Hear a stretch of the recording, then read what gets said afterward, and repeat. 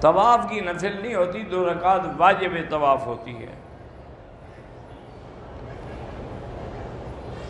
اگر 3 اور آدمی اور آدھی سعی کرے، باقی نہ کرے اور بال کٹوا لے، دم پڑ گئی، صفا مروہ پوری نہیں کی اس نے، آدھی کی ہے۔